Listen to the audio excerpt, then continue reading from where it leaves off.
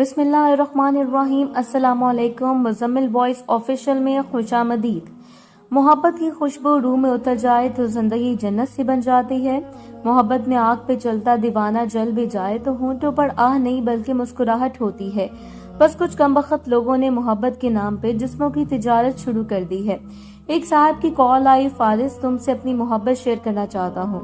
میں مسکرایا، فارس محبتوں کے لیے تو ہوئی ہے یہاں پر۔ وہ آہستہ سے بولا کہ آپ ٹائم نکال کر کبھی ملاقات کریں گے؟ مختصر یہ ملاقات کا وقت طے ہو گیا۔ وہ سامنے بیٹھا تھا، آہستہ سے بولا 12 سال پہلے ہماری ملاقات ہوئی۔ سونیا بہت خوبصورت تھی، دبئی سے پڑھ کر آئی تھی، قانون پڑھ کر آئی تھی، کزن تھی میری۔ دوسرے جانے میں نہ کوئی جاب، نہ کوئی فیوچر، نہ امیری، نہ اس کے جیسا خوبصورت، لیکن میں اس سے محبت کرتا تھا۔ سچ یہ بھی ہے کہ وہ بھی مجھ سے محبت کرتی تھی، لیکن ہماری محبت میں ایک دیوار تھی، اور وہ دیوار تھی ہمارے اسٹیٹس کی، جو میں چاہ کر بھی نہیں مٹا پا رہا تھا۔ امی کو مجبور کیا سونیا کے گھر رشتے کے لیے، لیکن جواب میں تانے اور بے عزتی۔ پھپھو لوگ کبھی بھی سونیا کا نام میرے نام کے ساتھ نہیں لکھنا چاہتے تھے۔ امی ابو نے مجھے بہت برا بھلا کہا اور کہا کہ اسے بھول جاؤ، وہ اس گھر میں نہیں رہ سکتی۔ میں نے چلا کر پوچھا امی کیوں نہیں رہ سکتی؟ امی خاموش ہو گئی۔ بابا بولے وہ جس کمرے میں سوتی ہے اس میں بڑے بڑے 2 AC لگے ہیں، ان کے گھر میں نوکر چاکر ہیں، جس گاڑی میں وہ گھومتی ہے اس گاڑی کی قیمت تمہارے گھر سے زیادہ ہے، اور تو اور اس کی پالتو بلی کا ماہانہ خرچہ ہمارے گھر کے 1 مہینے کے خرچ سے 2 گنا زیادہ ہے۔ بات کرتا ہے سونیا سے شادی کرنے کی۔ میں خاموش ہو گیا۔ بابا آہستہ سے بولے پیسے کا زمانہ ہے، دولت کا ماں پھر چاہے ملک کے وزیر کی بیٹی کو اپنی دلہن بنا لے۔ میں خاموش ہو گیا۔ دولت کمانا صرف فلموں میں جھٹ پٹ ہوتا ہے، حقیقت میں پل صراط سا سفر ہوتا ہے، غربت سے نکل کر محلوں تک جانا۔ میں سونیا کے دل کا حال جاننا چاہتا تھا۔ سونیا کے گھر گیا، وہ گارڈن میں بیٹھی تھی۔ میں نے سلام کیا۔ سونیا مجھے تم سے ضروری بات کرنی ہے۔ سونیا مسکرائی، پہلے بیٹھو تو صحیح پاگل، پھر بات کر لیں گے۔ مجھے پاس بٹھایا۔ ہائے اس کے وہ لمبے بال، اس کی محبت بھری پلکیں۔ میں سر جھکا کر بولا سونیا مجھے تم سے شادی کرنی ہے۔ سونیا آہستہ سے بولی لیکن کوئی مانے گا نہیں، پھر کیا کرو گے؟ میں سونیا کی آنکھوں میں دیکھ کر بولا سونیا کیا تم مجھ سے صرف اس لیے بچھڑ جاؤ گی کہ میں غریب ہوں؟ سونیا نے میرا ہاتھ تھاما۔ نہیں شاکر، میں کبھی بھی تم سے جدا نہیں ہونا چاہتی، تم بہت اچھے ہو، عزت کرنے والے، خیال رکھنے والے، محبت کرنے والے، بہت قسمت والوں کو تم سا ہمسفر ملتا ہے۔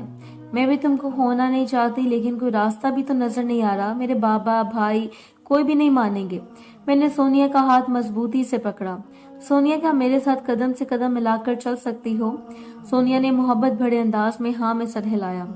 میں ہلکا سا مسکرایا، پھر آخری سی کوشش کر لوں ایک بار آپ کے بابا سے بات کرنے کی۔ میں بائک پر جا رہا تھا، میری بائک خراب ہو گئی، سگنل پر کھڑے تھے، اتنے میں سونیا کے پاپا BMW کار میں بیٹھے میرے برابر آ کر ان کی کار کھڑی کی، میری طرف دیکھنے لگے۔ میں بائک کو بار بار سٹارٹ کرنے کی کوشش کر رہا تھا، اتنا میں سگنل کھل گئے۔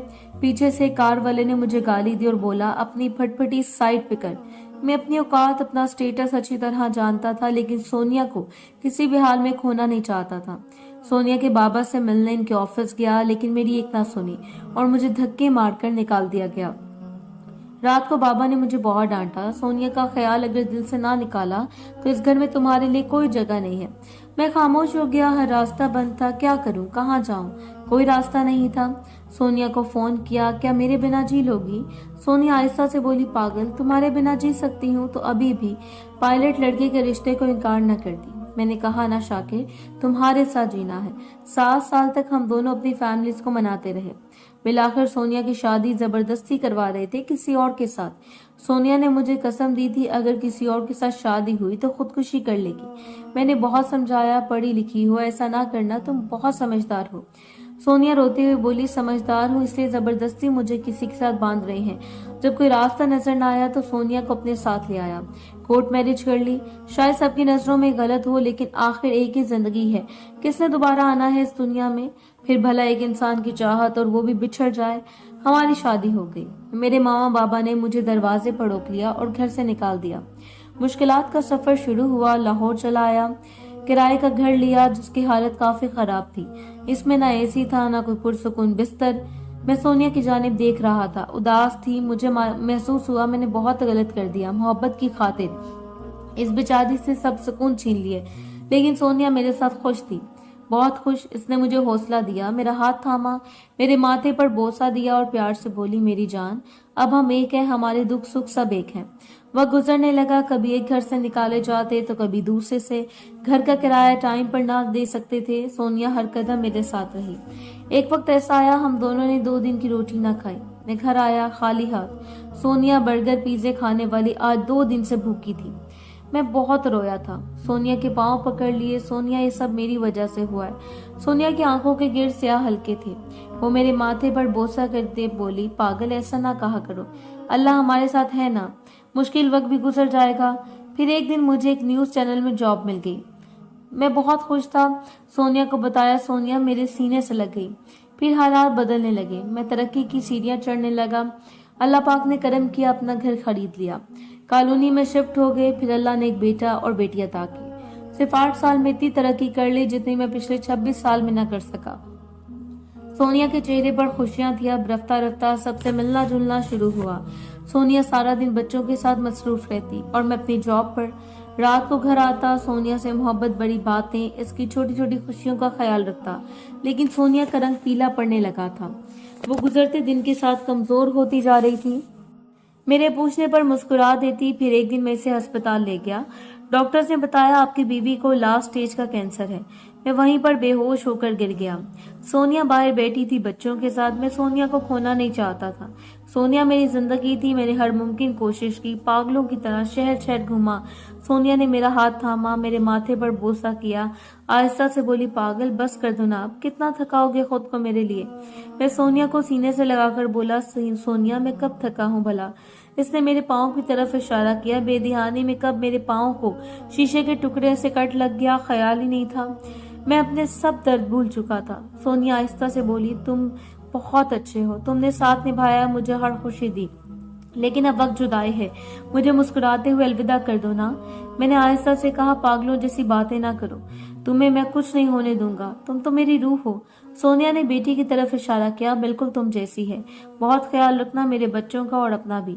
सोनिया ने मेरा हाथ मजबूती से पकड़ा हुआ था। मैं रोते हुए बोला, जब भी हम पे कोई मुश्किल आती थी तुम रात भर नवाफिल अदा करती थी, अल्लाह से इबादत करती थी, मुश्किल आसानी में बदल जाती थी। आज मैं सारी रात अल्लाह से तुमको मांगूंगा। वो हल्का सा मुस्कुराई, नहीं पागल, बस अपना ख्याल रखना। फिर आंखों के सामने से वो हमारा 12 साल का सफर चंद लम्हों में गिर गया। इसने आखिरी हिचकी ली और मुझे छोड़ गई। मैं चीख चीख कर रोने लगा। इसे कब्र में उतारा, दिल चाहा साथ ही दफन हो जाऊं। वो मुझसे कैसे बिछड़ गई। वो अक्सर कहा करती थी, जब मैं न रही तो तुमको लग पता जाएगा, और अल्लाह की कसम आज इसके बिना वीरान हो चुका हूँ। जिंदगी हूँ तो बच्चों की वजह से जिंदा हूँ, वरना कब का मर गया होता। मौत से भी ज्यादा दर्द देता इसके बिना जीना, जिसको मोहब्बत से सीने लगाया हो। फारिस, बस इतना कहना चाहता हूँ, हर औरत मेरी सोनिया सी हो जाए, हर हाल में साथ निभाने वाली, हर दर्द में हमदर्द बनने वाली, और मर्द मुझसा हो जाए, ख्याल रखने वाला, साथ निभाने वाला, इज्जत करने वाला। और हाँ, औरत कभी बेवफा नहीं होती। जो बेवफा होती है इन्हें कभी मोहब्बत नहीं होती। वरना औरत निभाने पे आ जाए तो मुझसे थर्ड क्लास को सीने से लगाकर पूरी दुनिया से लड़ जाती है। छोटी सी जिंदगी है, हम सफर अगर नाराज है तो एक दूसरे को माफ करके एक दूसरे का मोहब्बत से हाथ थाम लो। न जाने किस गली में जिंदगी की शाम हो जाए।